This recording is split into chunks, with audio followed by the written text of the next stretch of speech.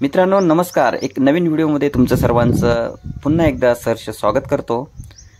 व्हिडिओमध्ये जो फार्म बघताय तो फार्म आहे एकदम स्वस्तात मस्त बांधलेला। या संदर्भातला व्हिडिओ यापूर्वीच आपण चॅनलवर अपलोड केलेला आहे, जाऊन बघू शकतात।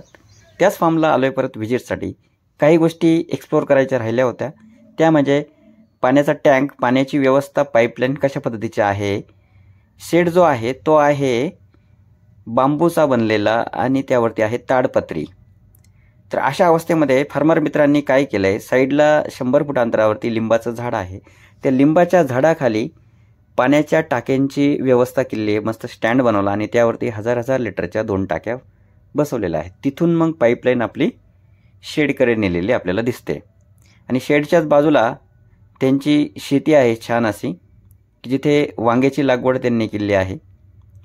तर पाईपलाईन जी आहे ती सुद्धा सावलीतच आहे। तर म्हटलं चला वरती जाऊन बघूया कशा पद्धतीने व्ह्यूज। तर एक नंबर, अतिशय छान वाटतंय वरती आल्यानंतर बघा। आणि लिंबाची सावली अशी मोठं झाड असल्यामुळे वर्षभर तिथे सावली राहते आणि पाणी सुद्धा थंड राहतं। टाक्याही कोटिंगच्या टाक्या आहे असं आपण म्हणू शकतो। आणि जे काही औषधं आहे, पाणी शुद्धीकरण असेल, बाकी लिव्हर टॉनिक असेल किंवा काही सप्लिमेंट, त्यासुद्धा त्यांनी टाकीजवळच ठेवलेले आहे, जेणेकरून जे काही डोसेस आहे त्यांचे ते पाण्याच्या माध्यमातून करतात, ते तिथे जवळच ठेवले। सावली असेल तर मित्रांनो बिनधास्त तुम्ही औषधं तिथे सावलीत ठेवू शकतात। जर आपल्या टाकीला सावली नसेल तर औषधं सावलीत ठेवणं महत्त्वाचं आहे। बघू शकतात वांग्याची शेती केली खूप छान आणि शेडच्या कडेचा परिसर सुद्धा एकदम क्लीन नीट दिसतोय तुम्हाला, की कुठल्याही प्रकारचं काडी कचरा गवत उगलेलं नाही। तर अशा पद्धतीने निघालो परत आपल्या परतीच्या प्रवासाला दुसऱ्या फार्म व्हिजिटसाठी। पण रस्ता आहे छोटा, फार्मवरती येताना विचार केला होता जर बाबा समोरून गाडी आली तर निघायचं कसं।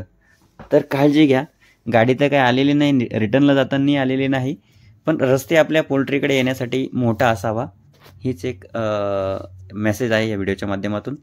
आता पोहोचतोय दुसऱ्या फार्मवर।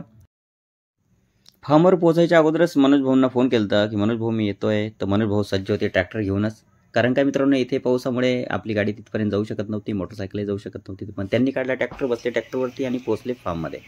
फार्ममध्ये बघताय तर पक्षी होता 17-18 दिवसाचा, ब्रुडिंग झालेली होती आणि ब्रुडिंगची जागेला रेस्ट देऊन त्यांनी पुढे पक्षी शिफ्ट केलेला होता।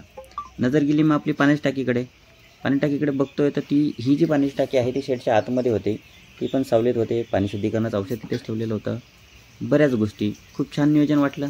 त्या ट्रॅक्टरवर बसून आलो तो ट्रॅक्टर बाहेर उभा होता, पावसाचे थेंब पडत होते, झिमझिम पाऊस होता। पण परत काय म्हटलं, पक्षी होती, एक मरतोक बघितली, चेक केली, यार म्हटलं किडनी लिव्हर खराब दिसते, याला सप्लिमेंट देणं गरजेचं आहे। कार्निफोर्सिल जवळच होतं, कार्निफोर्सिल दाखवलं, म्हटलं हे कार्निफोर्सिल 100 ml 1000 पक्षाप्रमाणे 3 दिवस ड्रिंकर डोस करून टाका। परत एकदा फार्ममध्ये मारला फेरफटका, ज्या ठिकाणी ब्रुडिंग केली होती त्या जागेला दिलेली होती रेस्ट, जागा वाढवली होती, पक्षी पुढील गाड्यामध्ये होता, खूप छान पद्धतीने ग्रोथ होती, बाकी काही अडचण नव्हती। तिथून निघालो, ट्रॅक्टरवर बसलो, परत माघारी आलो, आपली गाडी काढली, परत त्यांच्या बंधूच्या फार्मवरती पोहोचलो। तर फार्मवर पोहोचलो तर बघतो तर काय, फार्मला होतं सेटर म्हणजे मित्रांनो हा फार्मच आहे, पण फार्मच्या बाजूला बघाल तर पडलेले होते पेपर। कोणते पेपर, हे जे आपण पेपर फिडिंगसाठी वापरतो ब्रुडिंग काळामध्ये।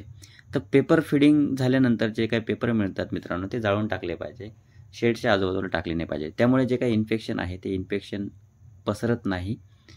त्याचबरोबर आठवड्याभरातून किमान एक तरी निर्जंतुकीकरणाची फवारणी आपल्या शेडमध्ये आणि शेडच्या बाहेर करायला विसरू नका। तर मित्रांनो भेटूया नवीन व्हिडिओमध्ये। व्हिडिओ कसा वाटला नक्की कमेंट करून सांगा आणि नवीन असाल चॅनलवरती तर चॅनलला सबस्क्राईब करून सहकार्य करा। तर अशीच नवीन व्हिडिओ तुमच्यापर्यंत पोहोचवण्याचा प्रयत्न राहील। तर चला भेटूया नेक्स्ट व्हिडिओमध्ये, बाय बाय।